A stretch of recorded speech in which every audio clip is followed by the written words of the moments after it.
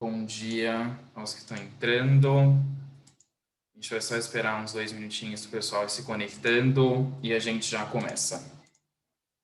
Excelente.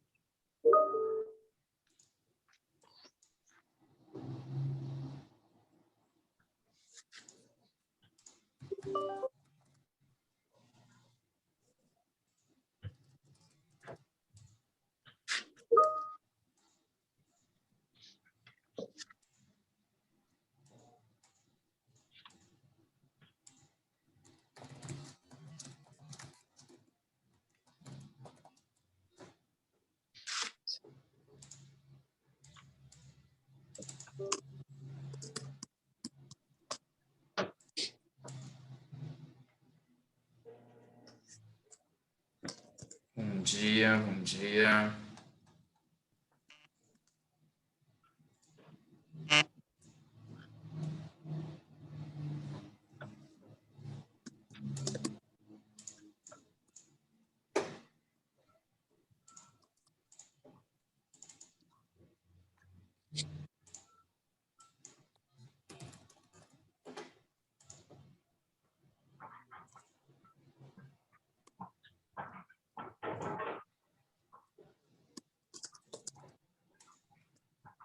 Bom dia, Leonardo.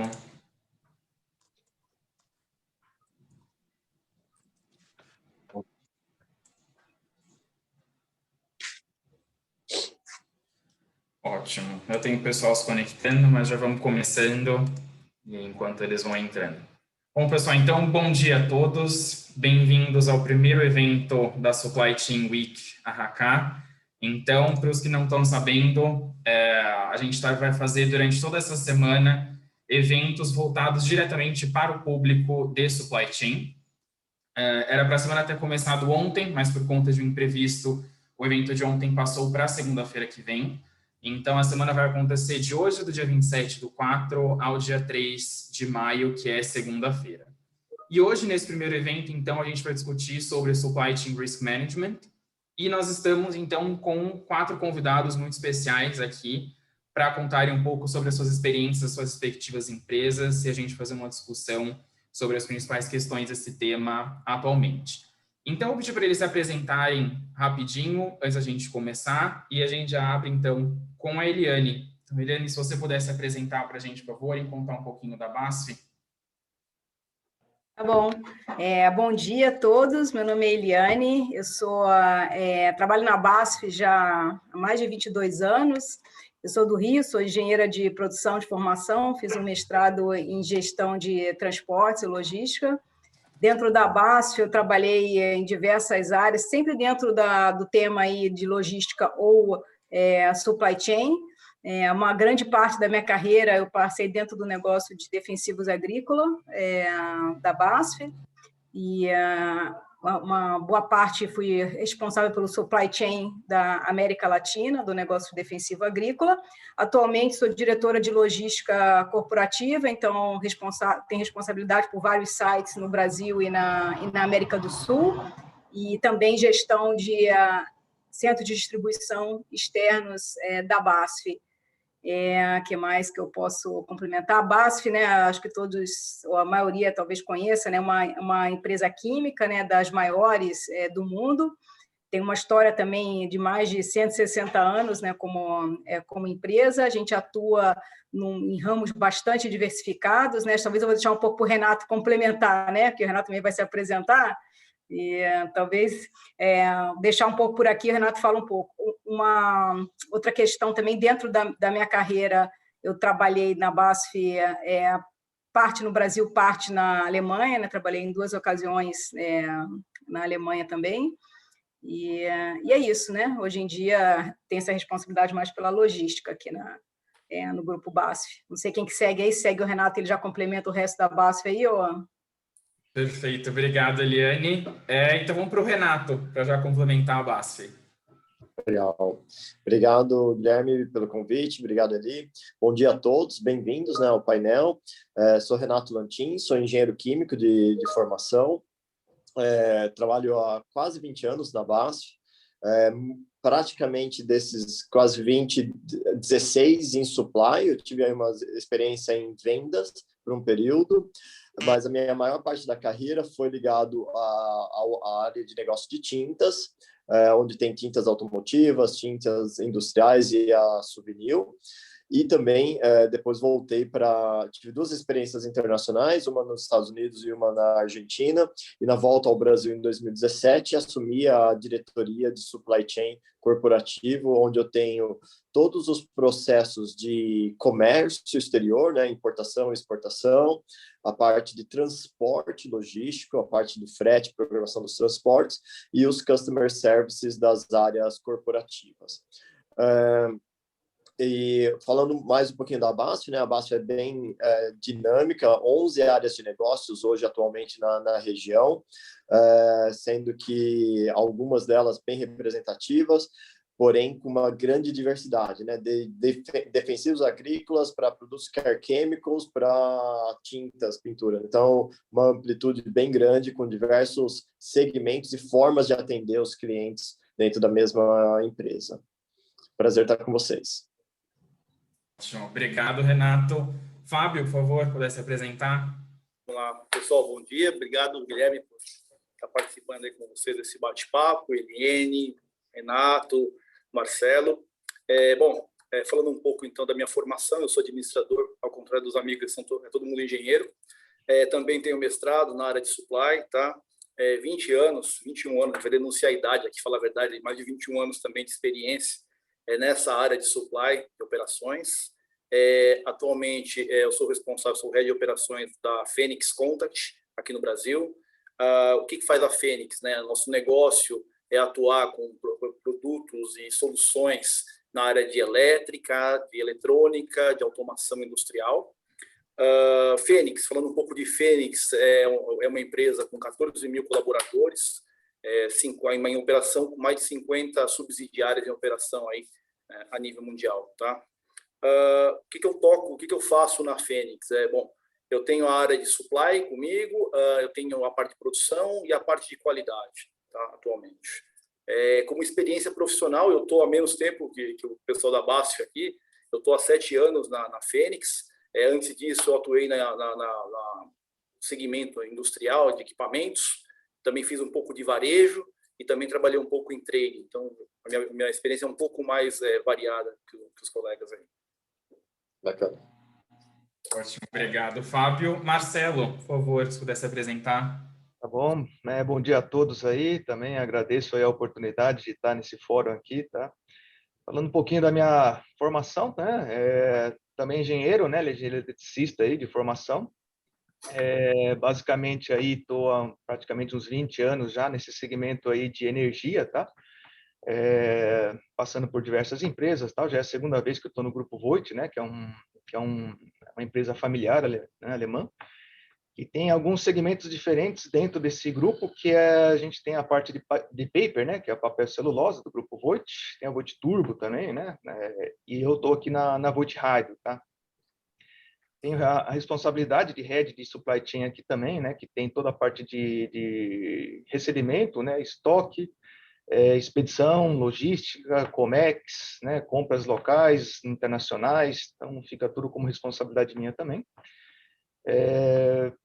E, bom, agradeço aí mais uma vez aí pela oportunidade. Obrigado, Marcelo. E então, por último, obrigado, na verdade, a vocês quatro por terem aceitado o nosso convite para participar desse evento. E então, por último, gostaria de chamar o Fernão que é da ForFlow, que é a empresa patrocinadora da Semana de Supply Chain. Então, Fernão, se você pudesse apresentar e até contar brevemente um pouquinho da ForFlow para todo mundo, por favor. Legal, obrigado, Guilherme. Bom dia a todos. É um prazer estar com todos vocês aqui. Acho que é muito interessante o que a Câmara proporciona para nós, como empresas alemãs que estamos no Brasil, mas também de compartilhar experiências e sempre trazendo esses temas onde a gente consegue focar essas discussões. Isso acho que agrega bastante, independente do segmento. Hoje, supply chain está bastante na mídia.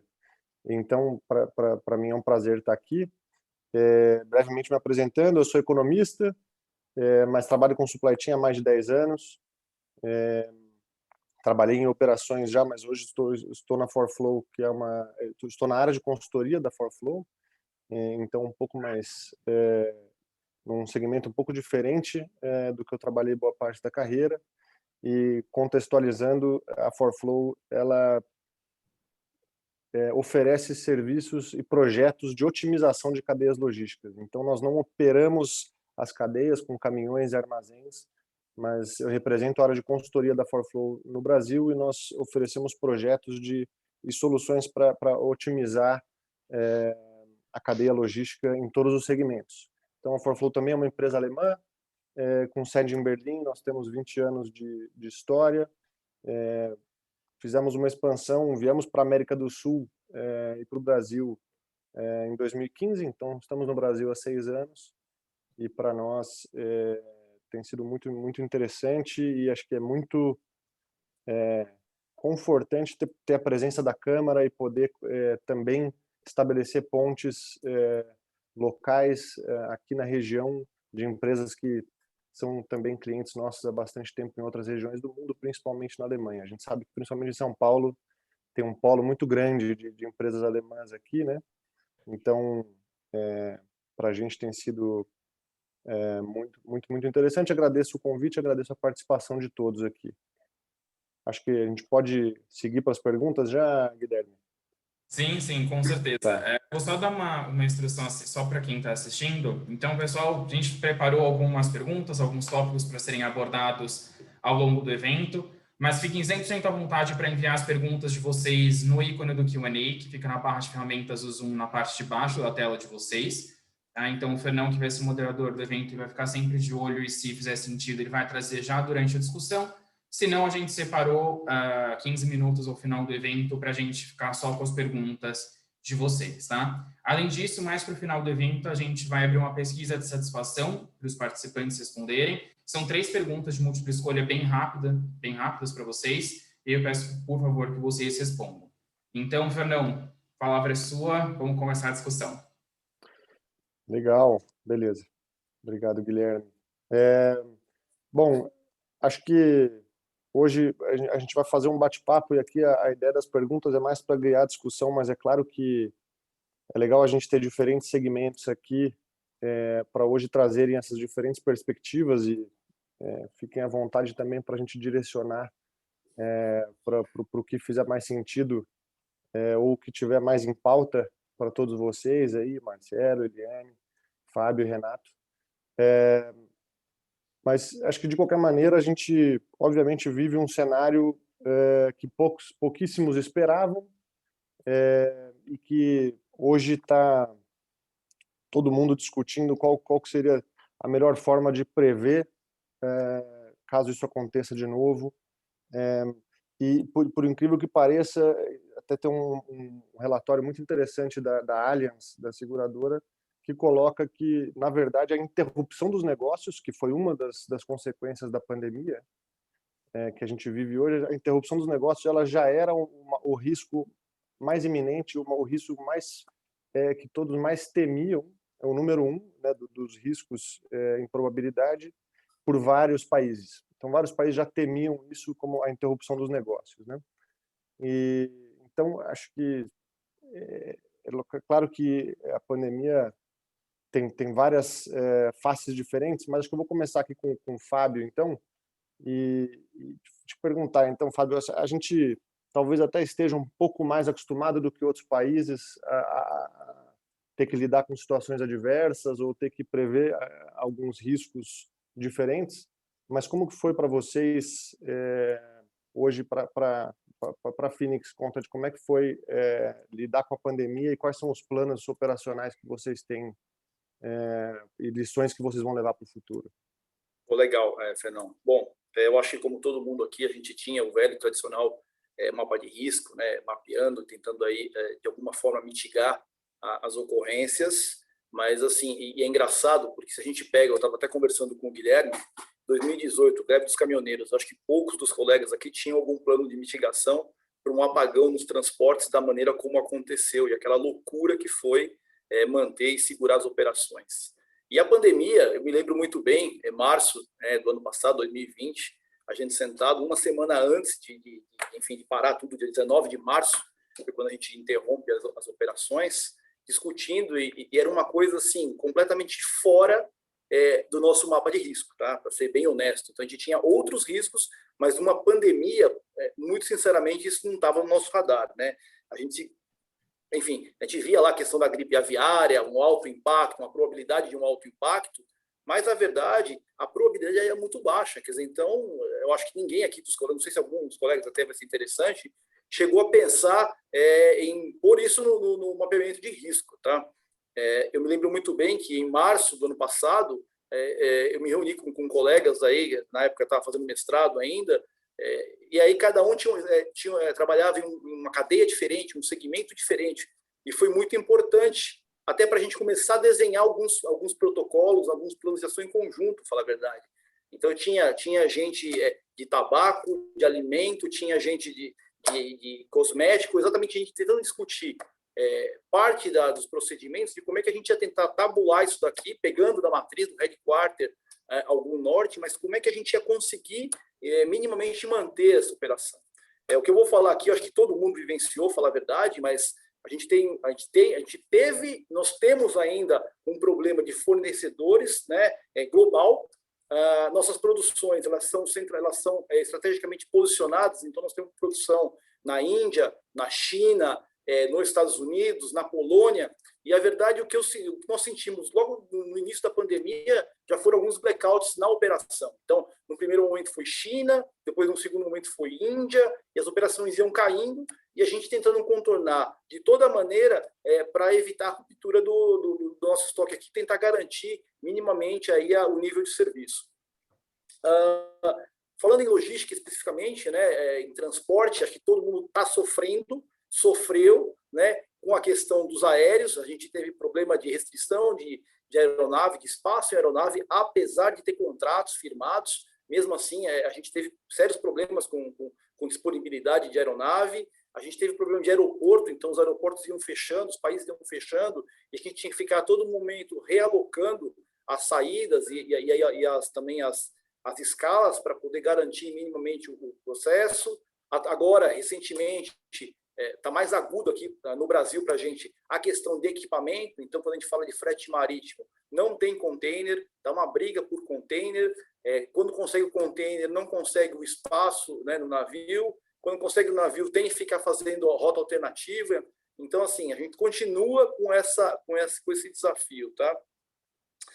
Falando em vendas, que eu acho que é um ponto que para a gente, minimamente, a gente busca a previsibilidade. A sorte, ou talvez o grande talento, falar a verdade, da nossa equipe de vendas, porque por trabalhar com diferentes canais, foi tentar fazer uma compensação de um canal para outro.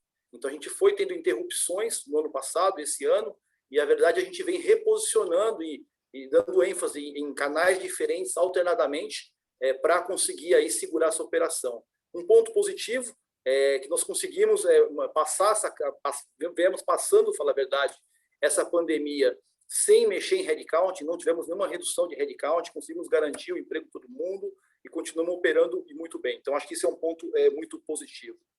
Falando um pouco o que a gente vivenciou, também acho que todo mundo deve ter vivenciado a mesma coisa, falar a verdade, mas foi muito positivo para a gente, foi a construção de um comitê, falar a verdade, logo no começo da crise. Nós montamos um comitê multidisciplinar, então a gente tinha área de operações, tinha área de marketing, de venda, de legal, RH, financeiro, no qual todo dia a gente sentava, ia discutir, avaliar, tentar pegar insights e tomar decisão. Então, na verdade, a agilidade foi um ponto chave para nós, para que a gente conseguisse vir ajustando a operação.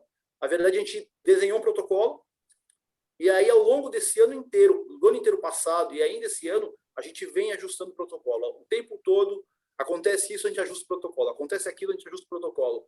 Porque a gente se depara com um monte de situação que foge. Acho que todo mundo aqui tem 20 anos de experiência, mas que foge a experiência de todo mundo aqui. Quer dizer, a gente faz algumas analogias, mas essa situação de pandemia é uma coisa completamente atípica, pelo menos para minha experiência. Um outro ponto que pegou forte para a gente, mas a gente conseguiu superar, a grande preocupação quando a gente fala de operações é a questão de ruptura. Então, a gente caiu forte na modelagem, a gente tem uma modelagem robusta, falar a verdade. A gente, praticamente, o ano passado, não tivemos ruptura de estoque, a gente conseguiu manter. Até foi uma vantagem nossa perante a concorrência. Eu sei que a concorrência sofreu bastante com essa questão da ruptura, e a Fênix a gente conseguiu garantir e mantivemos o mesmo nível de serviço, mesmo com a pandemia, né? A questão de estoque, como eu disse, pegou forte, e a gente não adiantava subir muito o estoque, porque a gente tem uma questão de caixa, e caixa nesse momento de crise é o ponto mais importante, concentrar a atenção total no caixa e garantir esse caixa, né, para que a gente pudesse aí estar atravessando esse mar de incerteza, para falar a verdade. O que eu posso dizer que assim, o que a gente vivenciou foi isso, e o que fica de lição para nós, não quero fechar já, mas que eu acho que é um ponto muito importante, e que foi, para nós, a gente criou um modelo de gestão. A verdade é, com essa crise, a gente conseguiu, por exemplo, a gente tinha um sério problema do tradicional dente de serra, né, dos faturamentos e tudo mais. E com essa crise, com esse acompanhamento, esse cadenciamento da operação, a grande verdade é que a gente melhorou para operações, para logística, o nosso fluxo logístico. Então, foi um ponto positivo, que eu espero que a gente não perca mais essa linha, tá? Resiliência é um ponto importante para a nossa equipe. A gente precisa e tem tentado ser o mais resiliente possível. Enfim, isso faz parte. Eu acho que mapeamento de risco é a primeira parte, a segunda parte é resiliência. Por quê? O que a gente não conseguir pegar no mapeamento de risco, a gente tem que compensar ou tem que equilibrar com a resiliência na operação, na verdade, né? E é um momento de aprendizagem constante. A gente não para de aprender agora. É impressionante. Tudo aquilo que a gente tem de experiência de 20 anos, ok, é importante, mas a gente está num outro cenário, num outro momento. Então, acho que é isso. Por enquanto, acho que é isso.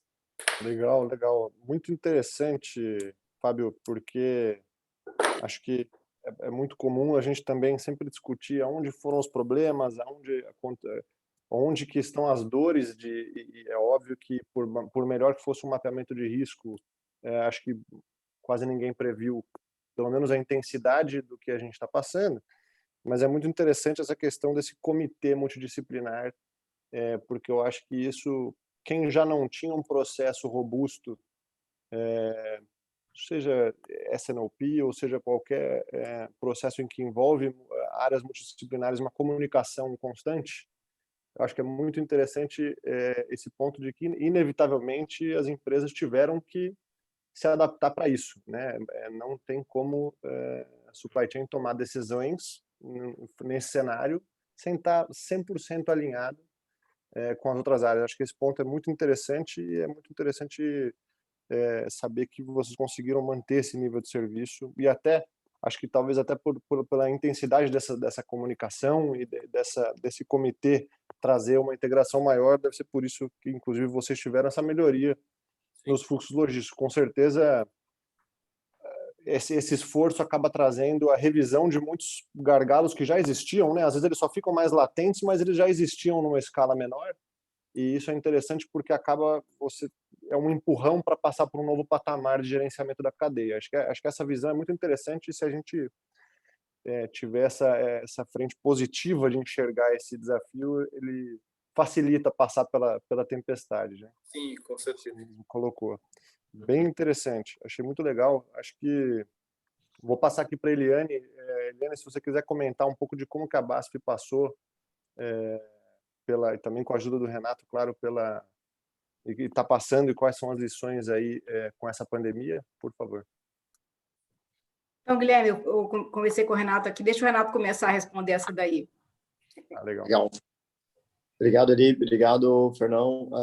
Não vou ser repetitivo no que o Fábio comentou, que muitas das ações realmente a gente passou igual, né?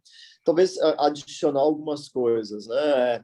Eu acho que um grande aprendizado, desde que começou o problema da pandemia, antes da pandemia, né? Quando começou o tema do coronavírus na China, e nós temos uma rede global, a gente começou já a trocar muitas experiências do que eles passando.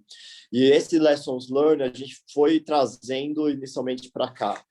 tanto via comitê de crise ou via os problemas que eles vinham apresentando, que evitavelmente chegaram depois um pouco mais tarde na linha do tempo para a região.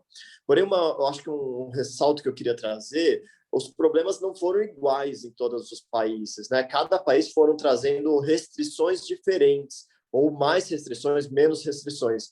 E eu acho que o grande sucesso de ter, que estamos passando por essa crise, foi a rápida adaptação. Então, não é montar um time de projeto, montar uma avaliação. Você tinha que agir rápido, você tinha que ter o controle da sua operação e trazer alternativas praticamente de imediato na condução do problema, né? Porém, eu queria também ressaltar um outro ponto interessante.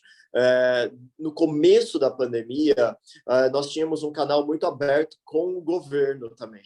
E o governo, logo de cara, trouxe algumas perguntas interessantes, onde ele questionava o que seria necessário para manter as operações funcionando. E esse foi um canal interessante para abrir várias portas de digitalização e simplificação, onde que a gente cobrou do governo algo que era, muitas vezes, ainda muito transacional, que era o momento de modificar e de revisar os processos. E aí eu tenho que dizer que realmente o governo foi muito ágil na maioria dos nossos pleitos, né?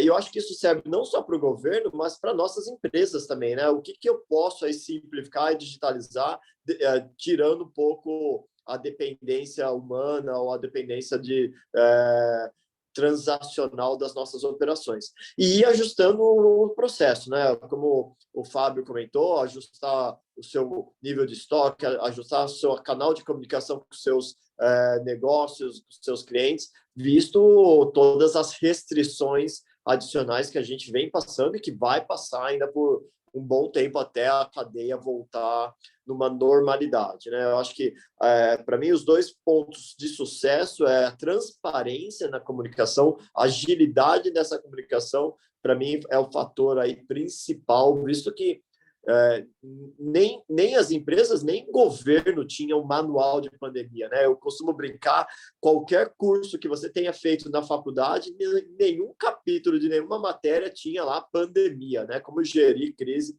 durante uma pandemia.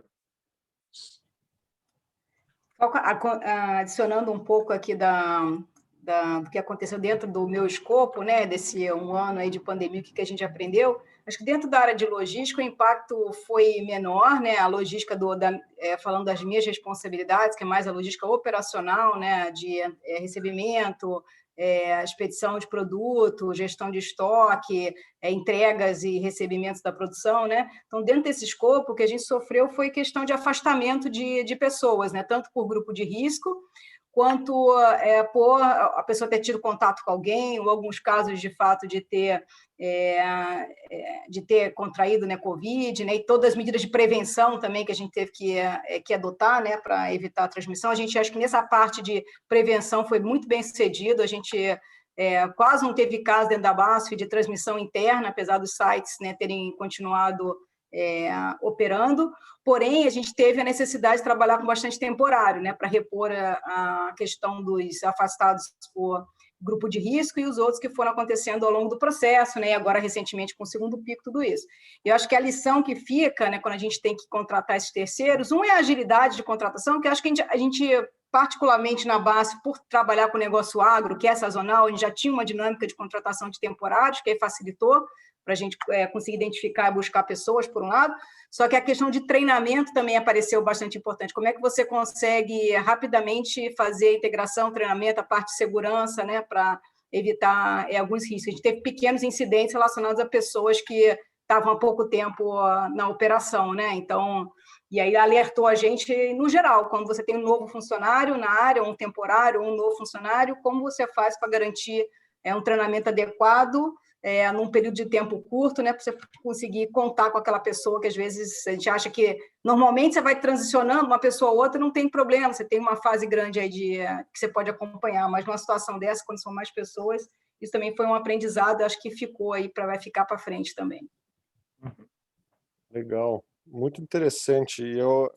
É interessante pensar que, na verdade, não adianta tapar um buraco para abrir outro, né? Eliminar o risco de ter uma falta de mão de obra e criar um risco de segurança ou de acidentes, que são riscos que nós estamos, talvez, no dia a dia da operação, mais acostumados a tratar, ou a sempre prevenir, mas que a gente também não pode baixar a guarda deles. Quando surge um outro risco muito maior, esses não podem perder relevância, né? Claro, mas esse é um ponto muito interessante. E acho que essa questão dos terceiros, de fato, foi uma alternativa que muitas empresas tiveram que optar por fazer, mas realmente é muito difícil, dependendo da qualificação do trabalho ou do nível de instrução técnica que a pessoa precisa ter para realizar. Vocês manuseiam produtos químicos, às vezes isso exige até, deve ter uma disponibilidade talvez até menor, de pessoas que talvez em algumas funções tenham que ter as certificações necessárias para alguns casos, né? Então, imagino que de fato isso tenha sido bem desafiador. E acho muito legal o que o Renato colocou, que não tem sido tão comum de ouvir durante a pandemia, nessas discussões de supply chain, que é uma mensagem positiva do suporte do governo, né? Acho que isso é um ponto interessante. É claro que a gente vê que não é só o governo brasileiro, mas nenhum governo, os governos também não estavam preparados, é claro, mas acho interessante que essa imagem que a BASF transmite de que conseguiram, pelo menos se sentiram ouvidos pelo governo, e que isso resultou em ações que, de fato, pelo menos ajudaram a mitigar alguns dos efeitos, né? Acho que isso é uma coisa importante. A gente vê totalmente apartidário aqui, mas é claro que é sempre fácil apontar para o que não está indo bem, mas é interessante entender que o governo conseguiu, de alguma forma, assistir isso de forma proativa e atender os benefícios, desculpa, os requisitos, as necessidades que as empresas tinham nesse momento. Acho que isso não tem sido muito comum de ouvir quanto à pandemia. E acho que passando então para o Marcelo, vai lá, Marcelo. Né? Eu achei muito interessante, eu acho que todos abordaram aí de maneira muito bacana, né? Todas as dificuldades, essas questões aí no nosso dia a dia, né? Que o Renato falou, né? A gente não existe treinamento para se preparar para esse tipo de pandemia. Então, eu acho que assim, né? Pegando um pouco do gancho de todos aí dos comentários, né? Eu colocaria, né?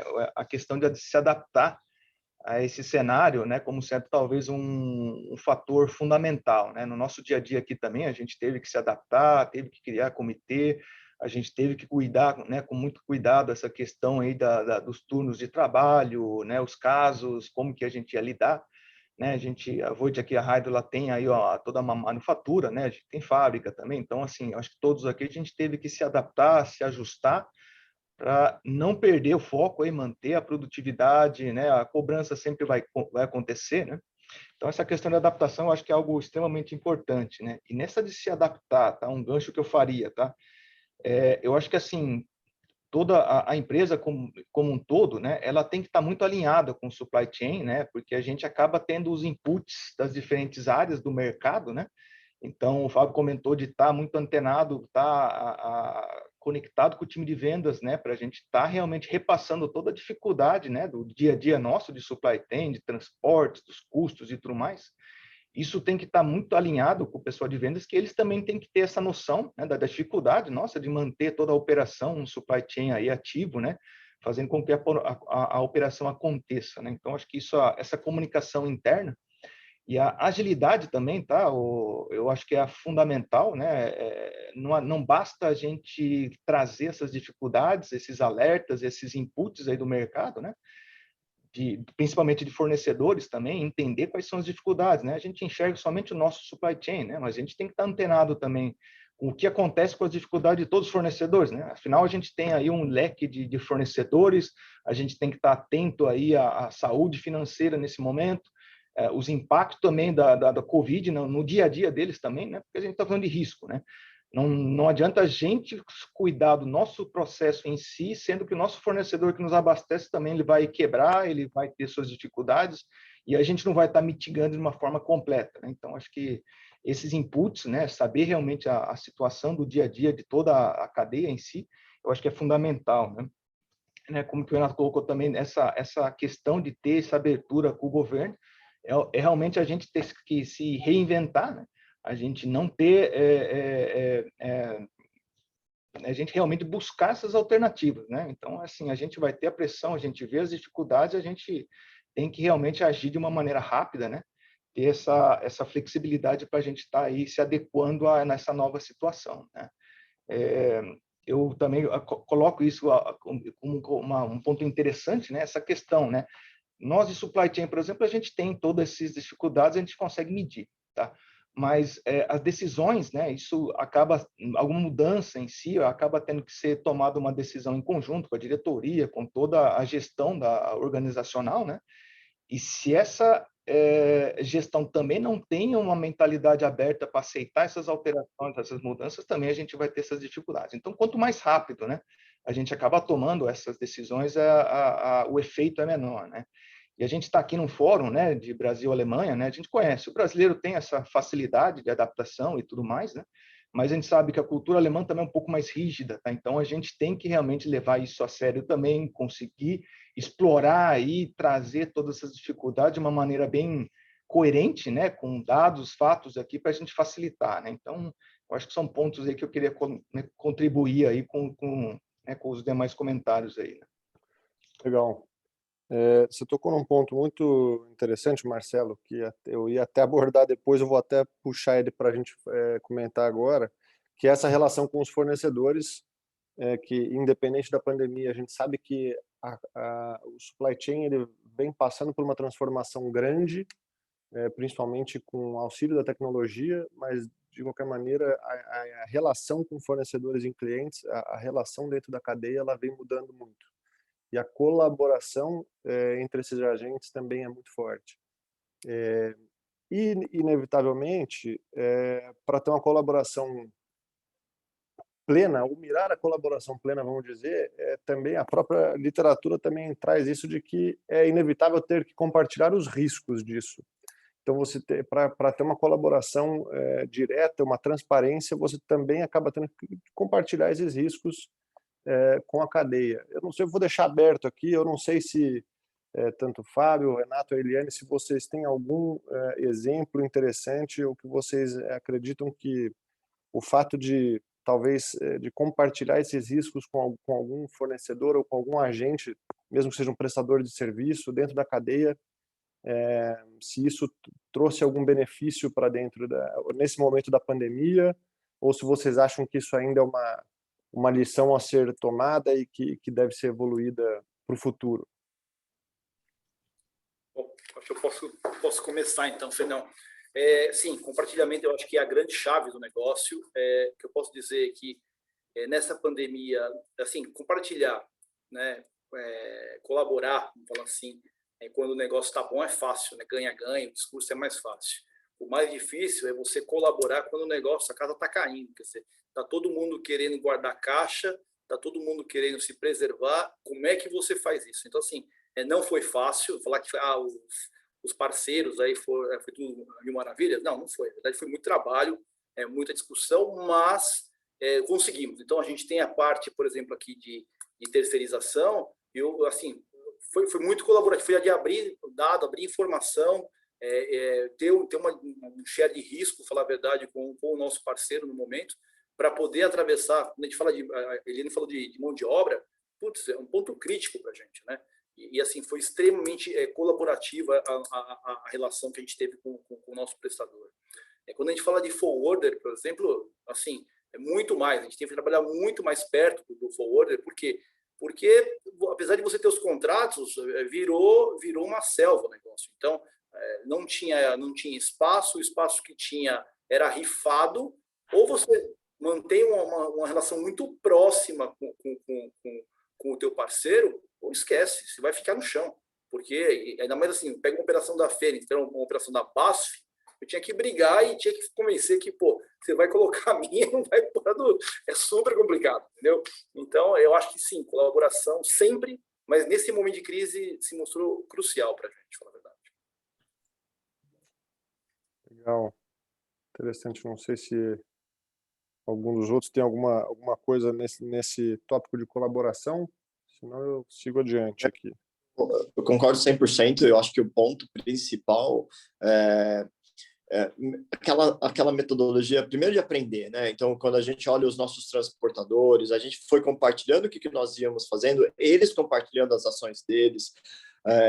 Agora, especialmente quando a gente vai até uma discussão um pouco mais à frente, como o Fábio colocou com os forwarders, com as marítimas, aí uma hora realmente uma mão lava a outra. Hoje eu preciso da sua ajuda, nessa você não pode falhar, deixar uma comunicação muito clara, olha, se tiver que falhar, falha na próxima, mas nesse caso não, né? Então, eu acho que essa vem sendo a nossa estratégia e eu acho que ela ainda vai ser válida por um tempo à frente, né? Até o transporte voltar a ter uma confiabilidade. Vale observar hoje de 10 navios que chegam, previstos a chegar, 6 hoje chegam atrasados. E um atraso acima de uma semana. Então, o nível de confiança está muito baixo, né? Então, aí nesse cenário, é uma gestão praticamente de mão a mão com os fornecedores na sua transparência, né? Se você jogar que tudo é urgente, tudo é o prioritário, vai falhar. Aí, realmente, é definir o que é urgente.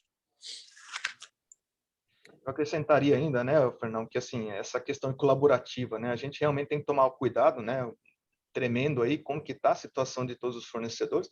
A gente sabe que a gente tem as cláusulas contratuais, tal, a gente acaba se escondendo atrás das cláusulas, né, puramente contratuais, né, e muitas vezes isso não funciona, né, você está lá totalmente preservado em termos de risco, né, mas na realidade, né, isso não vai te ajudar, né, num momento como esse, tá muito comum se falar em força maior e tudo mais, mas na realidade você tem que olhar o seu negócio como um todo, né, e realmente olhar, né, como parceria, olhar a situação, né, muitas vezes, igual o Fábio colocou, né, a gente é pressionado por caixa, tal, preservar condições de pagamento e tudo mais, mas na realidade a gente tem que olhar também como situação, né, das demais empresas para ver o que a gente pode fazer, né? Eu acho que nesse momento realmente a gente tem que repensar, né? A gente espera que isso passe logo, né? Mas nesse momento eu acho que assim, nós como supply chain, como uma área extremamente importante aí no negócio, a gente tem que realmente olhar com outros olhos, né? Em alguns momentos, mesmo que seja temporário, né, abrir mão, né? Muitas vezes mudar a condição de pagamento ali, o outro aqui, para realmente não impactar de uma maneira, né, que prejudique o negócio, né? Então, só um complemento aí. Queria também fazer um comentário aqui, aproveitando, né? Nessa situação, acho que a gente está vivendo, toda situação complicada, às vezes, tem o seu lado positivo, né? Ou vários lados positivos. Um lado positivo é trazer, acho que dentro das empresas, a importância e relevância de gestão de supply chain, que é um tema que às vezes fica meio esquecido, meio, né, não como uma prioridade maior, o pessoal está mais em vendas e, né, em marketing, em crescer o negócio, e aí na hora que tem uma situação dessa que de fato pode afetar, né, financeiramente significativamente a empresa, as pessoas, acho que quem não começa a se lembrar que existe, né, supply chain, que da importância de um processo de S&OP, da importância de uma comunicação fluir muito bem entre clientes, a própria empresa, né, que a gente está, e os nossos fornecedores, né? Porque na hora de escolher aonde que é crítica, a gente vai precisar, de fato, com o fornecedor de uma ajuda especial ou alguma situação, você tem que saber as diferenças, o que realmente é importante. Para isso é importante entender tanto o seu cliente, qual o cliente que de fato vai ter um impacto, que impacto é esse, né? Dá para conversar com o cliente, qual você consegue gerenciar ali na ponta, né? Qual não tem jeito mesmo, e os fornecedores a mesma coisa, que matéria-prima é importante, às vezes você fica brigando com todos, mas na verdade tem uma matéria-prima que é mais crítica, que sem aquela nada daquilo acontece, aquela é a primeira, se não adianta você brigar com o vizinho lá, se você não tem ali o básico, né? E o básico nessa pandemia, a gente viu que às vezes foi coisas tipo aço, papel para embalagem, umas coisas assim que ninguém pensa muito no dia a dia, mas que às vezes acabou virando a pedra no sapato. E, ao mesmo tempo, também fomenta, nesses momentos, uma coisa criativa, de alternativas, né? Tanto quando você fala de matéria-prima, tem gente que, até tecnicamente, né, falando em empresa química, você tem fórmula para tudo. E você tem aquela coisa, não, eu quero a matéria-prima X do fornecedor tal, é aquela que eu quero, trabalho, né, a pessoa técnica lá, se amarra com aquilo, e numa hora dessa você vê, gente, qualificar novos fornecedores. e ter alternativas, né? Qual que é a relevância e a importância desse processo também, né? Ou até de fazer uma mudança, né? Quando se fala em embalagem, se eu vou de uma embalagem de uma configuração para outra, ou com um tipo de material. Então, acho que a gente também tem que aproveitar essas lições da pandemia, enquanto ainda a pandemia está aí, né? Que eu espero que ela dentro em breve vá embora, para trazer oportunidade, né? Para trazer relevância para esses tópicos, né? E deixar aí uma marca para o futuro. Legal, muito interessante esse ponto, porque de fato a colaboração ela tem que acontecer, mas vão ter diferentes níveis de colaboração, tem que ser bem definido que tipo e em que profundidade a colaboração tem que acontecer com cada outro agente da cadeia, né? Acho que esse é um As ponto. Prioridades, né? Entender Exato. bem, mapear bem o que de fato é o que está te impactando, né? O que pode impactar mais e para qual cliente de verdade. Todo mundo está gritando, mas quem é que tem razão ali por trás daquele grito, quem não? Exato. É interessante. Legal, muito interessante. Acho que muito bons as experiências aí de vocês. Vou migrar para a próxima pergunta aqui. Deixa eu direcionar essa para o Marcelo. E acho que linkando um pouco com o que a Eliane falou também sobre a questão de indisponibilidade de mão de obra, existiram outras diversas indisponibilidades, como também a de matéria-prima agora citada, e acho que isso tiveram outras consequências até no aumento de preço de alguns fatores, alguns insumos e até serviços, como por exemplo o custo de frete. Então, tivemos que lidar com várias outras consequências indiretas disso, né, Marcelo? Sim. Como é que foi para vocês hoje essa questão do shortage em tudo e esse impacto nos preços? Como é que vocês fizeram para lidar com isso na Voith Hydro? Olha, realmente essa questão de abastecimento de matéria-prima é um negócio que eu acho que está afetando todo mundo aí, a indústria como um todo, até o cotidiano nosso aí tá mais complicado, né? E sem dúvida, tá sendo um desafio para nós, né? A Voith Hydro, ela trabalha muito com projetos, né? É muito projetizado, né? Então, a grande maioria, né, os grandes projetos aqui, eles têm um prazo de execução muito longo, tá? Então, a gente tem projetos aí que pode levar de 6 meses até 3 anos, 4 anos aí, né, dependendo do tamanho da complexidade dos projetos, né? Basicamente, são usinas hidrelétricas, então a gente tem uma solução completa lá, né? Então, projetos que a gente vendeu, por exemplo, em 2019, que tinha um cenário aí de preços né, e de disponibilidade, uma condição de dólar e, né, moeda também num patamar totalmente diferente. Então, se a gente não tem um contrato, a Ana estava falando sobre as questões dos contratos, né, Eliane? Falando sobre, a gente tem que olhar muito bem, né, com muito cuidado essas questões de back-to-back, o que estava, né, previsto como forma de reajuste contratual e tudo mais. Então, a gente tem que olhar com muito carinho essa questão, tá? A vantagem, quando que você tem, né, um projeto de longo prazo, de alguma maneira você também tem prazo de você se recuperar, né? Você acaba impactando uma atividade aqui, uma outra ali, por exemplo, né, que acaba sendo prejudicada, mas a gente tem um tempo ainda para se recuperar, né? Mas lógico que isso tem que ser feito, né? É o que eu comentei sobre a questão da adaptação. Você tem que voltar a isso, né? A Voith tem um grupo de engenharia muito grande, né? Que as soluções que a gente aplica para o mercado são totalmente engenheiradas, né? Então é todo um processo de engenharia, design, para entregar para o cliente final um produto totalmente customizado, né? Então, para tentar enfrentar essa questão de matéria-prima, né, Fernão, a gente teve que justamente reinventar, né? Então, um componente que era fabricado em chapa, por exemplo, tá? Poxa, vamos tentar fazer em fundido, né? Vamos tentar importar, né? Desde que você tivesse projetos de exportação, que você tem uma condição de back-to-back, né? Um drawback, você aplicar algum mecanismo aí para você se recuperar. Então, tudo isso, né, fica aí a cargo da gente tentar se reinventar, encontrar alternativas, né, nesse time aí que cabe dentro do cronograma dos projetos, né? Então, essas foram algumas alternativas aí que a gente conseguiu correr, né? A questão de estoque também é algo importantíssimo também, né? A gente acaba tendo um estoque mínimo para abastecer esses projetos. Então, basicamente, a gente trabalha com muito material caldeirado, né, ou soldado, né? Então, a gente usa muita matéria-prima como chapa, né, fundidos, forjados, cobre, silício. Então, assim, as matérias-primas em si, a gente tem um estoque mínimo que a gente usa, né, para justamente acabar não sendo impactados aí pela falta de matéria-prima. Hoje, os prazos aí de conseguir essas matérias-primas estão extremamente alongados, né? Então, se a gente não faz um planejamento muito bem feito, tá? A gente acaba tendo um impacto enorme aí na execução aí dos nossos contratos, né? Então, acho que aí como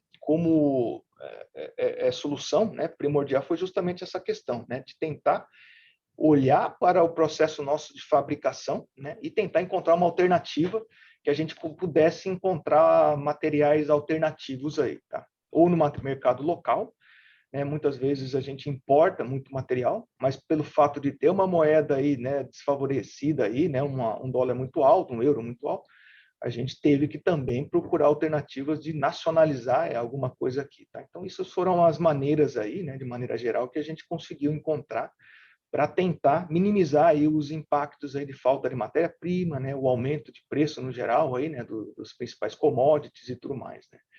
Aí volta, né, justamente aquela questão da gente ter aí o pessoal bem antenado, né, de suprimentos para ver qual que é as tendências aí de mercado e a gente, de alguma maneira, se precaver para os contratos, né? Isso não para, né? A pandemia está aí, a dificuldade de abastecimento está aí. Então, de novo, nós estamos antenados aí, avisando o pessoal de orçamento, né? Já ter um valor diferenciado, né, para ser aplicado. Validade, né? Hoje eu acho que está todo mundo acostumado, né? Validade de oferta, o pessoal está mandando com 2, 3 dias aí, né? Então, assim, a gente também tem que estar preparado para isso também.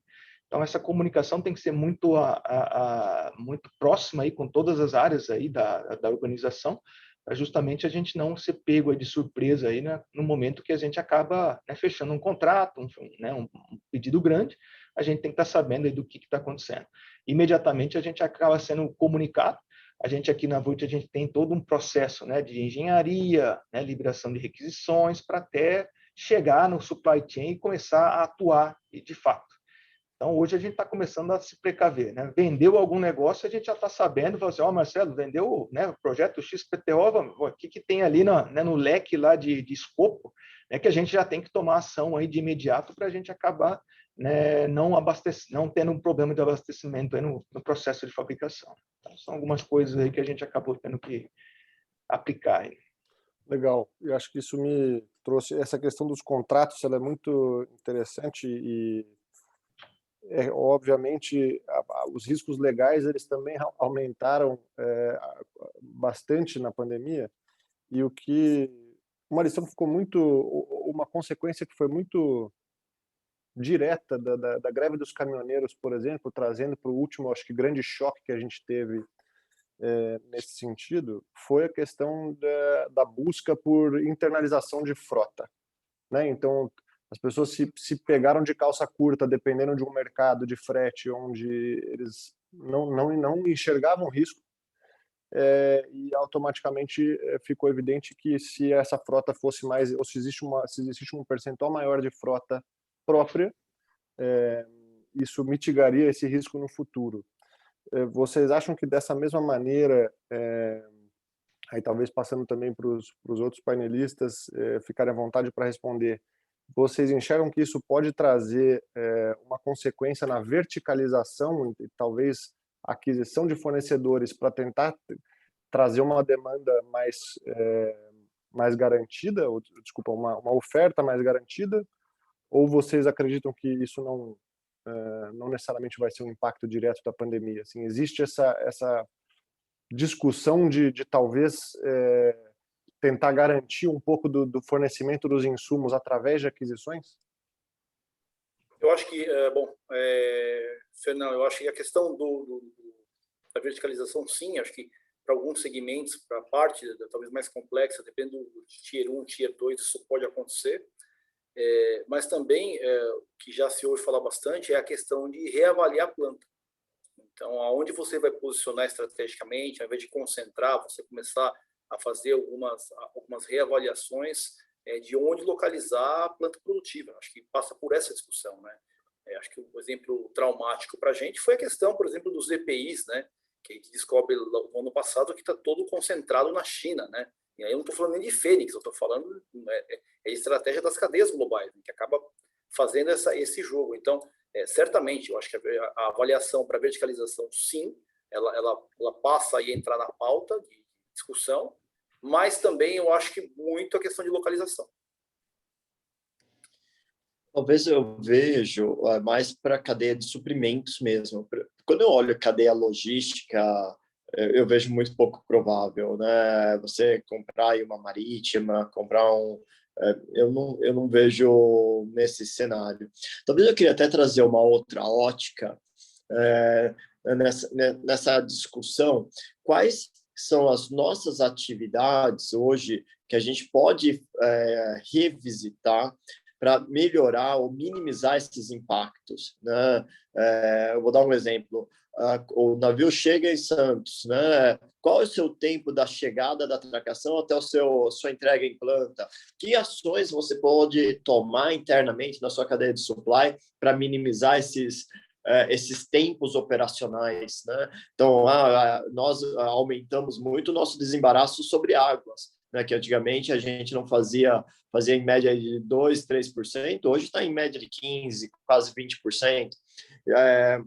Quais são os serviços na cadeia que a gente foi trabalhando para minimizar esses impactos de demoras adicionais que nós estamos tendo ou por atrasos ou por faltas de matérias-primas.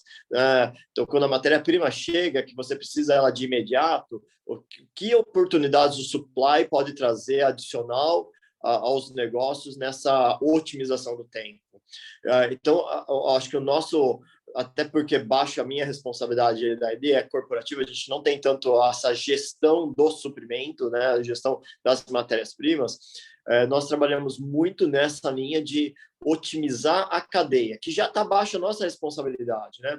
E isso a gente acho que tem alguns casos de sucessos interessantes que a gente trabalhou. Eu vou dar um exemplo, a gestão aí da importação, né? Os fretes estão às alturas. Realmente não dá, você não tem muita opção. Hoje o mercado marítimo está totalmente concentrado na mão de 5 grandes players que vêm para a América do Sul. Então, será que não faz mais sentido, em vez de você fazer um contrato só com um grande player, dividir seu risco para outros players? Então, hoje, para as nossas principais rotas, nós temos basicamente negociado contratos não só com um armador, mas com outros armadores, dividindo um pouco o seu risco e tendo oportunidades ou opções de mais frequências de navio. Quando chega o material, a gente praticamente já está chegando com ele pronto para tirar do porto e entregar para as nossas fábricas ou para os nossos clientes. Então, acho que o cenário foi complexo e no cenário talvez é diferente num cenário no curto prazo, mesmo mudar uma planta ou normalizar o processo marítimo, vai ser coisas que estão sendo avaliadas, com certeza, como o próprio Fábio colocou, mas são coisas de longo prazo, né? Você não vai conseguir implementar uma planta aí no curtíssimo prazo. Então, que alternativas cada supply tem para buscar certa otimização, né, até a normalização dos processos, né? Legal. Interessante. Acho que esse é um ponto interessante porque volta com uma discussão que nós tivemos atrás sobre o fato de que talvez eu esteja buscando alguns prestadores específicos, alguns fornecedores, podem ser de matéria-prima ou prestadores de serviço, porque eles atendem específicos requisitos. E aí, quando eu preciso abrir meu leque e falar, bom, eu vou precisar aumentar minha base de fornecedores, como a Eliane comentou, ou vou precisar buscar outros armadores, como você comentou, né, Renato? Talvez precise de uma ação conjunta também de fazer com que eles passem a atender esses requisitos, porque nem sempre é fácil. Até no mercado doméstico é muito comum que foi muito latente as empresas precisarem buscar as transportadoras locais, as transportadoras menores, quando a disponibilidade de frete diminuiu, e a gente sabe que elas não têm nem condição, às vezes, de atender todos os requisitos, e acho que isso acabou desenvolvendo todos esses agentes de uma forma muito interessante, porque todos precisaram passar a entender o que eram requisitos mínimos para atender uma demanda emergencial com uma característica diferente. Então, acho que esse é um ponto bem interessante. E eu gostei do ponto do Fábio também, que acho que essa revisão da malha, né, nem sempre, talvez a verticalização da matéria-prima pode ser uma tendência talvez de mais médio prazo também. M&A nunca é uma discussão que vai ser feita do dia para a noite, mas acho que esse ponto de rever a localização de onde eu vou fazer o sourcing, ou onde eu vou alocar minha planta, ou será que eu deixo mais perto do cliente, como às vezes a gente tem essa mentalidade, ou será que eu vou deixar mais perto do meu fornecedor? Então, acho que toda essa revisão da malha logística é um ponto que, de fato, teve que ser revisitado por todas as empresas agora durante a pandemia. Legal, acho que também estou atento no tempo aqui, tá, Guilherme? A gente libera às 11h15, eu acho que era para as perguntas, né? Eu tenho mais uns minutinhos ainda. Isso, pode continuar. Eu ia aproveitar para direcionar minha última pergunta aqui para a Eliane e para o Renato, porque entendo, lógico que todas as empresas, até saindo um pouco do espectro da pandemia, mas existem riscos constantemente nas operações, e acho que o segmento que a BASF atua traz alguns riscos diferentes, que também são riscos grandes, e eu sei que existe um critério muito, muito rigoroso de controlar esses riscos. Hoje, nas operações, se vocês fossem elencar, a gente sabe que a pandemia não era uma coisa muito prevista, mas hoje, se vocês forem elencar, vocês entendem que hoje tem mais riscos dentro da operação pela questão do manuseio, de serem produtos perigosos em alguns dos casos, e na forma de operar com esses produtos, ou vocês ainda entendem que os riscos externos passam a ser maiores com a pandemia ou outros cenários? Com o cenário macroeconômico atual, como que vocês balanceiam entre riscos internos e riscos externos? Bom, né, acho que eu vou comentar um pouco. A gente, às vezes, cada vez que acontece uma situação assim externa significativa, né, a gente acho que tem uma tendência talvez a possivelmente se direcionar em excesso, né, reagir em excesso àquilo ali, né, e esquecer das coisas básicas que a gente às vezes até esquece no dia a dia, né? Então, assim, a gestão de risco, ela é um tópico que dentro da BASF é um tópico de extrema relevância, tem toda uma definição, né, como boa empresa alemã, né, de como isso deve ser feito, né, dentro da empresa, e manuais, e materiais, né, e procedimentos, e coisas que a gente faz com mais ou maior rigor, né, ao longo do tempo. E acho que a pandemia, no mínimo, serve para lembrar que existem maneiras de se fazer isso daí. E sem brincadeira, olhando o risco, o manual da BASF de possíveis riscos a identificar, existe lá um risco de pandemia.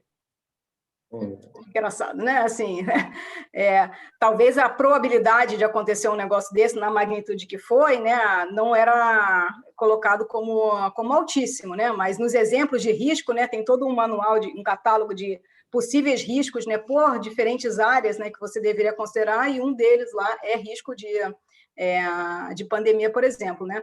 Então, acho que a gente, num momento desse, acho que também vale voltar e olhar o tema de gestão de risco de uma forma... Eu sou uma pessoa, né, até o Renato me conhece melhor, né? Eu gosto de me apegar a coisas concretas, né? O que já foi estudado, a coisas, né? Tem muito material por aí, né? A gente às vezes quer reinventar a roda, cada um pensa uma coisa, mas dá para se basear em coisas que já existem, ou até também olhando coisas que estão surgindo, mas aproveitar isso daí. Então, assim, dentro da BASF, a gente, com a questão de risco, trabalha com o que a gente chama de 3 linhas de defesa, né? A primeira linha é sempre a gestão, então a gente tem que fazer essas análises de risco, né, periodicamente, e manter isso monitorado.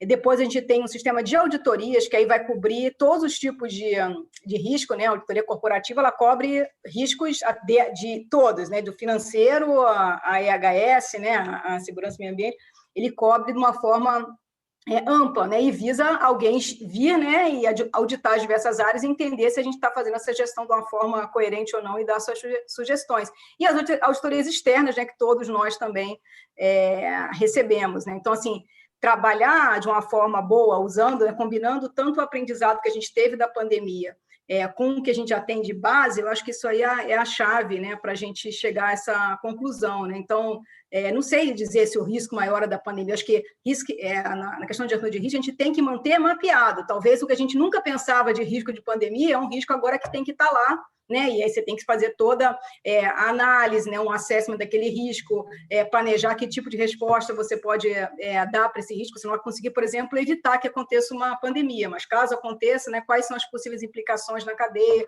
Tudo isso a gente aprendeu, né? E dá para incluir dentro da gestão de risco, né? E, por exemplo, quando a gente fala, até a gente como fornecedores, né? A gente tem muita coisa que traz de fora. Talvez agora as empresas queiram mais comprar coisas locais, né? Isso aí é uma mudança de cenário que a gente pode ser um risco, por exemplo, se a gente não tem uma planta no Brasil, versus algum outro competidor em alguma situação que tem uma planta aqui. Então, assim, acho que tem muito material para revisitar, né, o que já existe de análise de risco, né? Então, acho que todo mundo está no modo emergência ainda, né? E acho que a gente tem que, pouco a pouco, ir saindo disso e voltar para o modo racional e vamos ver o que a gente aprendeu disso daí, né? E de fato, sistematizar para que a gente não sofra com isso e também entender essas mudanças de cenário, né? Para a gente planejar, ver riscos e oportunidades, né? Que na gestão de risco não é só de falar risco, problemas, né? Mas também faz parte disso você ter a oportunidade, né? E como é que você pode explorar essas possibilidades. Legal. Talvez só para adicionar, eu acho que um ponto interessante, né? Dois pontos interessantes, como adicionando o que ele comentou. Primeiro é parar e falar sobre o risco, né? Então, realmente, nós temos aí uma rotina até guiada obrigatoriamente dentro da base de parar e olhar e pensar nos riscos. E se cai a minha internet do site por X dias, né? Qual é o nosso... Parar por esse processo, passar por esse manual passo a passo, já nos ajuda a ir pensando em possíveis soluções caso venha ocorrer o problema. Eu acho que esse é o principal ganho desse assessment, né? E não na hora que você tem o problema, e agora? O que eu começo ali a pensar de solução? Esse é um ponto. O segundo ponto, eu acho que é bem interessante, é essa rotina de você, parar e pensar o que eu posso fazer diferente, né? Quais alternativas eu tenho, quais soluções eu vou trazer. Então, acho que essa metodologia da BASF, eu acho que é bem interessante para mitigação de possíveis impactos que possam vir a ocorrer, né? Então, tem desde uma greve, desde um problema, uma inundação. Então, a gente aqui no Brasil não é tão suscetível a problemas climáticos, mas você pega Estados Unidos, na época que eu estava lá, nós tivemos várias situações que você tem que fechar a planta por problema climático, por problemas de tornados. Então, isso é muito interessante, porque na hora que você tem uma previsão dessa, aqui está meu passo a passo. Pode ser que não cubra 100%, mas uma boa parte dos problemas já está ali pré-pensado no momento de resolver um problema, né? Legal, muito interessante esse ponto. Acho que é impressionante como, de fato, no Brasil nós não estamos acostumados a lidar com tantos riscos como talvez Japão, países andinos, os próprios Estados Unidos também estão mais acostumados e preparados para lidar com isso. Mas também recentemente tivemos alguns casos que nos abriram o nosso olho, acho que falando de barragens né, que romperam e outros desastres naturais que a gente começa a ver que, isso também pode acontecer aqui, isso não é uma realidade que está só escrita no livro. Muito interessante ver que no manual da BASF, Eliane, estava prevista a pandemia, ou pelo menos estava dizendo, olha, pode ser que aconteça. O risco está aqui. Tem algumas dicas. Obviamente, ninguém tinha esse manual, mas é interessante ver isso. Eu até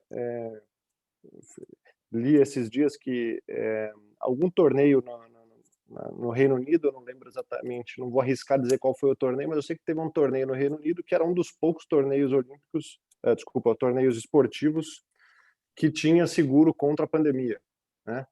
E é claro que também, então assim, esperavam que isso acontecesse, de fato, como eu citei no relatório da Allianz, algumas pessoas tinham isso como previsto, mas é muito difícil dizer que quem estava mais preparado ou quem não estava, mas acho que esse é o principal ponto. Eu acho que isso que tem que ser a principal mensagem que a gente tem que pegar daqui, que é entender como fazer disso um simples procedimento para manter a melhoria contínua. Entender isso como uma grande oscilação, mas quais vão ser as ações que vão ser tomadas e como que vai ser atualizado esse manual. Acho que provavelmente vocês vão ter muito mais inputs aí, Eliane, para atualizar esse manual de gestão de riscos da BASF, de como acho que todo mundo vai ter um esforço grande de todo mundo de atualizar esses manuais, mas às vezes não é o manual, mas é o assessment em si, né?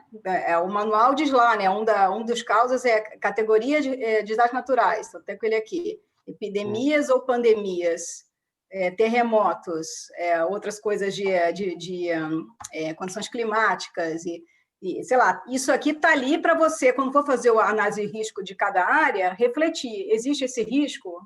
Qual seria o impacto para a minha área? Eu consigo evitar que ele aconteça? Ou ter alguma medida de eficiência, né, e tal? E qual que é a probabilidade que isso aconteça? Então, assim, você tem que fazer esse exercício, né? E agora a gente tem mais elementos para lembrar, né? Talvez você falasse a pandemia, não, isso nunca vai acontecer, a probabilidade é zero, então não precisa tomar ação nenhuma, nem de prevenção, nem de pensar o que poderia, como reagir no momento desse. Agora você vê, não, isso aqui é uma coisa que existe, eu não tenho nada definido, não tinha nada definido, agora eu já tenho até na ação várias coisas, então vamos incluir aquilo ali e pensar outras situações, né? E acho que essa é a oportunidade porque eu falo assim, tem coisas assim que são concretas, robustas, né, que a gente não deveria largar a mão nessa hora, acho que tem que unir as duas coisas, a experiência do agora, né, com o que a gente já tem de várias coisas, que as coisas se repetem ao longo do tempo. Essa pandemia para a gente é nova, mas teve uma lá com a tal da gripe espanhola, né? Mas quem está aqui para lembrar disso, né, o que foi feito da época? Exato. É verdade. As cadeias também são um pouco diferentes hoje do que eram em 1918, mas é isso. Acho que tem que ser traduzida, essas ações tem que ser traduzidas para a realidade atual. Não sei, desculpa, Fábio, você ia comentar alguma coisa? Então, eu acho que é importante o que os colegas da BASF falaram, com questão de manual, me impressiona ter essa questão de ter o tópico pandemia, bacana. Eu acho que está sendo uma experiência tremenda para nós, porque ninguém aqui tem essa experiência de como operar. Eu acho que para nós, profissionais que estamos na linha de frente, viver a pandemia e ter que rearranjar a todo momento é fantástico, até para a gente considerar nos nossos mapeamentos de risco, sem dúvida nenhuma. Mas eu acho que muito mais do que juntamente, não é muito mais, acho que juntamente com o mapear o risco, é trabalhar a questão de resiliência. Eu bato isso muito forte. O quão flexível, ou quanto a gente vai trabalhar em flexibilidade para conseguir, porque pode vir um outro evento que a gente também não está no nosso radar. Redundância. Como é que não perder de vista a redundância? É um outro ponto que eu acho que é muito, muito importante. Colaboração. Colaboração.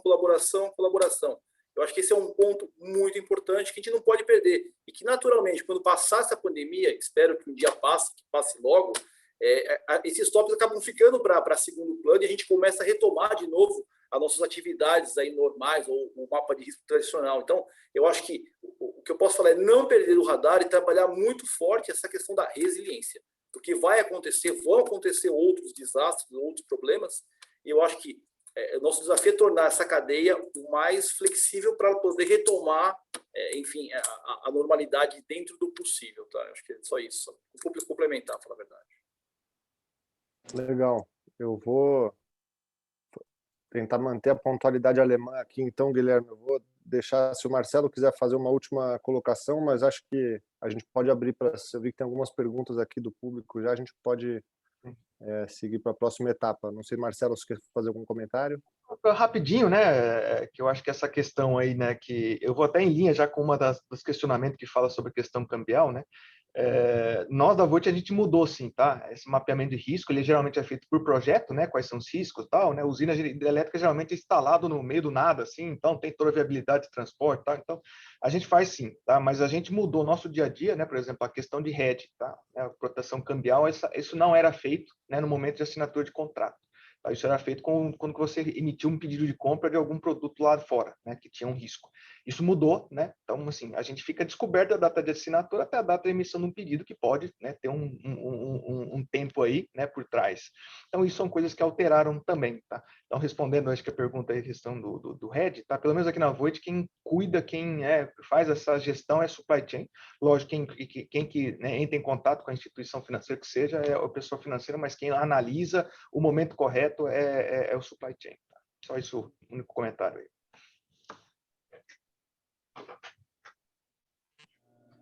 Oh, desculpa, legal, Guilherme. Eu posso seguir com as perguntas aqui do Q&A ou você vai abrir para alguém fazer a pergunta via áudio? Não, pode seguir mesmo, porque tiveram bastante perguntas, então pode ir seguindo. E aí, qualquer coisa, a gente chama a pessoa para, se precisar de algum comentário extra, alguma coisa assim, a gente chama a pessoa. Legal.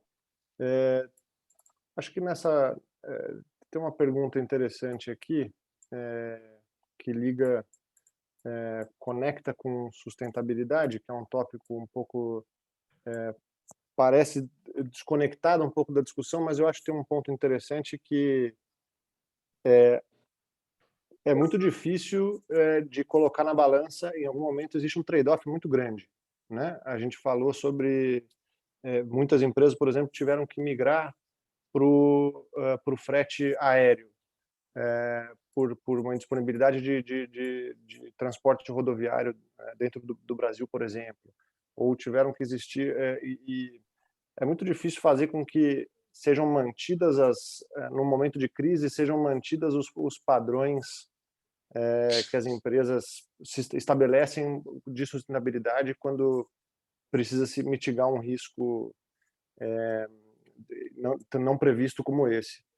Eu não sei se vocês, eu queria entender no segmento de cada um de vocês, acho que principalmente falando do aéreo para o rodoviário, a gente sabe que ou para o marítimo, mas que a diferença de emissão de poluente do aéreo para os demais modais, ela é significativa.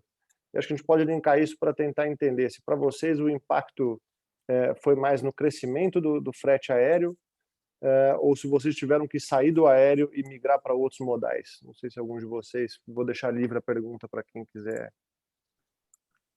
colocar aí. Para nós aqui, tá respondendo aqui para a Voit, assim, a gente usa muito transporte especial, tá? Então, são peças grandes aí que tem que fazer um transporte aí todo, né, uma análise muito detalhada. Então, não tem. O aéreo geralmente é quando que realmente tem uma emergência aí e tal, ou deu um problema em algum equipamento e tal, e a gente geralmente usa, tá? Mas, no geral, no nosso negócio, não existe, assim, uma frequência grande de utilizar o aéreo, tá? Apesar de ter essa opção em alguns casos aí pontuais. Legal. Acredito que para a BASF também deva ser um cenário similar, né? São materiais difíceis de fazer esse tipo de escolha, né? Nós temos, sim, algum volume interessante aéreo, mas muitas vezes tem até vários casos que nós temos volumes muito baixos de importação para algumas linhas. Faz até mais sentido você trazer no aéreo, até desde o ponto de vista de custo e sustentabilidade, do que você pôr em algumas operações marítimas. Então, é um mix. Eu acho que, especialmente agora, durante a pandemia, o principal ponto é não deixar de olhar o tópico sustentabilidade, como a gente sempre vem olhando, até cobrando as marítimas para esses novos tipos de combustíveis que eles vêm utilizando, muito menos poluentes, como a implementação aí do ano passado do novo combustível para os marítimos para a América do Sul, mas também desde o ponto de vista também de atender ao mercado. Então, eu acho que é um mix que a gente sempre olha com bastante propriedade. E a gente vem ainda seguindo no tópico de sustentabilidade, olhando outras formas, como de combustíveis alternativos no modo de melhorar a emissão de CO2, não só no Brasil, mas em outras regiões também. Legal. Beleza. Obrigado. Desculpa, Fábio, você ia fazer um comentário? Na verdade, não. Diferentemente, talvez, nós na Fênix, falar a verdade, nesse momento de pandemia, quando a gente fala de frete internacional, muito mais, a gente tem trabalhado muito mais com redundância. Então, a gente tinha muito claro o que era marítimo, o que era aéreo, e nesse momento não. A gente vai muito mais pela questão da ruptura e a questão da redundância. Então, muitas das vezes eu estou soltando em redundância. Vai marítimo, vem aéreo, para tentar exatamente garantir esse nível de serviço. Legal. Agora, falando de sustentabilidade, estava pensando aqui que é um outro ponto muito interessante. Acho que está todo mundo sofrendo com um problema de falta de caixa de papelão. Isso é uma discussão que está rolando aí e está todo mundo correndo atrás, o preço escalando, não é subindo, ele está escalando, né? E isso levou a nós, a gente está iniciando alguns projetos, falar a verdade, pensando exatamente nisso. Acabou resultando em sustentabilidade por necessidade, falar a verdade. Pelo custo e pela ausência de produto, a gente está desenhando algumas operações para ter reversa e tudo mais, exatamente para tentar contornar. Então, todo problema às vezes traz uma oportunidade. Eu acho que essa é uma oportunidade que a gente vai tentar capturar aqui na Fênix. Legal, bem interessante esse ponto. Mais uma das oportunidades que vieram com esse cenário, né? O Fábio já tinha comentado algumas, acho que essa é bem interessante de fato. E aí, na hora de repensar, é claro que já dá para, se precisa recriar algum processo ou algum fluxo que ele seja feito de uma forma já mais consciente, mais sustentável, né? Bem interessante. E tem uma outra pergunta aqui interessante, e não precisamos revelar a idade de ninguém, mas eles estão perguntando, então, quando saíram da universidade e entraram em supply chain, se a visão de mercado mudou. E eu acho que é uma pergunta interessante, porque a Eliane também trouxe isso muito bem. Existe a teoria, existe como se preparar tecnicamente para algumas dessas realidades, mas vocês acham que hoje esse conhecimento, e vocês também, não só na universidade, na graduação, mas também em todas as etapas de pós-graduação, mestrado, doutorado, vocês acham que esse tópico foi abordado numa intensidade suficiente ou nem adianta muito, não adiantaria muito teoria da teoria, na hora que acontece na prática? Como que vocês acham que isso está do ponto de vista educacional para gestão e prevenção de riscos? Posso responder, Fernando? Pode. Talvez. Então, quando eu estudei engenharia de produção, então é uma engenharia que já aborda um pouco, né, desde a época que foi lá, me formei em 96, questões relacionadas à supply chain, você ouvia alguma coisa, mas na época, dentro de empresa, ninguém sabia do que se tratava, né, assim, claramente, né, fiz um mestrado, eu no início da minha carreira eu trabalhei com finanças, quando eu estava na faculdade ainda, é um tópico que eu gosto até hoje. Mas acabei, por causa do mestrado que eu fiz lá na Suécia, né, em transporte e supply chain, quando voltei ao Brasil, quis trabalhar com isso. E foi difícil encontrar alguma posição interessante para isso, né? Porque quando você perguntava de uma coisa de logística, só tinha aquela coisa de o cara que chama o caminhão, que fala com a transportadora e chama o caminhão, né? Não era visto como uma coisa estratégica, você não tinha áreas de supply chain, posições relacionadas à supply chain, mesmo dentro da BASF, estava se formando, na época que eu entrei, tinha as primeiras posições de gerente de supply chain, alguma coisa assim. E eu acho que, ao longo do tempo, a teoria em si evoluiu, não é vem um pouco da parte militar, né? Então, assim, tem raízes interessantes que ficavam restritas mais no âmbito, talvez, militar lá atrás, né? Sei lá. E hoje em dia vem ganhando em importância, então você encontra muito mais material disponível. Eu acredito que tem muita coisa que é do passado, né, que as pessoas resgatam, reciclam, né, reempacotam e estão ali comunicando, só que em comunicação, em abrangência, em relevância, em necessidade também, né, do tópico, isso cresceu tremendamente, né, ao longo do tempo. Hoje em dia você já tem alguns cursos que tem um conteúdo muito bom, né? Eu acho que pós-pandemia, acho que ainda vai dar um boom, né? Como eu falei, dentro da empresa, eu acho que dá um boom no tópico de supply chain, de S&OP, de gestão de cadeia, de suprimentos como um todo, né? Tem empresas onde isso já é mais relevante, tipo consumer goods. Tem algumas empresas que já têm um foco pela necessidade do negócio maior, né, em supply chain, que às vezes é um negócio às vezes, de distribuição, onde supply chain ou logística tem um peso enorme, e tem outras empresas mais que têm um produto de valor agregado mais alto, alguma coisa assim, que já não é tão relevante, que assim, olha, é um custo baixo, né? Então você faz acontecer, paga o que for e é nada, né, esse agro é um pouco assim, às vezes, né? Um negócio de margem maior não dá tanta relevância igual um negócio de plástico, né? Que assim, se não tiver uma boa gestão de cadeia de abastecimento, você quebrou ali o seu negócio, né? Então, só que acho que para todos, no momento, vai ficar mais relevante, né? E aí, educacionalmente também, isso fomenta, né? Eu acho que é muito importante você ter qualificação. Supply chain era aquele departamento quando eu entrei na empresa, né? E assim, várias empresas que você não deu certo em marketing, vendo, não sei onde, você colocava ali fazer alguma coisa de logística e supply chain. Não tinha muita especialização em nada, você ia colocando, isso aqui é conhecimento geral, né? Isso aqui a pessoa se sabe fazer uma conta aqui e se comunicar, senta aí que toca o serviço. E a gente já está saindo disso para conseguir ter uma mão de obra mais qualificada, que eu acho que a gente ganha muito aí em valor, né, em capacidade de fazer, de fazer uma diferença para cada empresa. Legal, obrigado. Bom, acho que é legal a Eliane falar isso, porque é bem engraçado. Quando eu saí da faculdade, enfim, eu também eu era de finanças, falar a verdade, completamente controladoria, tal, vivia nesse mundo. E aí apareceu uma proposta, a primeira para logística. Eu falei, puta, mas o que é isso, né? Aí eu lembrei que, puta, tinha alguma coisa de administração de produção, administração de materiais, mas, tipo, que eu não tinha dado a mínima, falar a verdade, na faculdade. E aí, puta, você começa a revisitar e tentar entender. Não tinha o termo supply chain naquela época, então estou falando em 98, não se falava, era mais logística. Depois a gente começa a escutar um pouco mais de supply chain. Então, assim, eu acho que isso vem tomando corpo, sim, sem dúvida nenhuma. Vem ganhando espaço, tanto que você começa a ver que tem muito mais cursos voltados, cursos sérios voltados para supply, coisa que há alguns anos atrás a gente não tinha muita opção aqui. Então, assim, isso vem aumentando, vem abrindo espaço. Eu acho que é uma crescente, vai depender muito da cadeia, vai depender muito do setor, do segmento do negócio, para falar se ele vai ser mais relevante ou menos relevante, é claro, né? Acho que tem um outro ponto muito importante que ele falou, mas assim, é engraçado essa pergunta, porque me remete lá atrás, a logística, e fala, meu Deus do céu, passou tempo, já 20 anos, passou muito tempo. Já. Esse é um bom ponto. É difícil conseguir abordar o risco de uma maneira muito uniformizada para diferentes segmentos, né? Para diferentes empresas. Isso é realmente uma questão que talvez a teoria tenha que ser muito especializada, mas acho que é isso que vocês comentaram.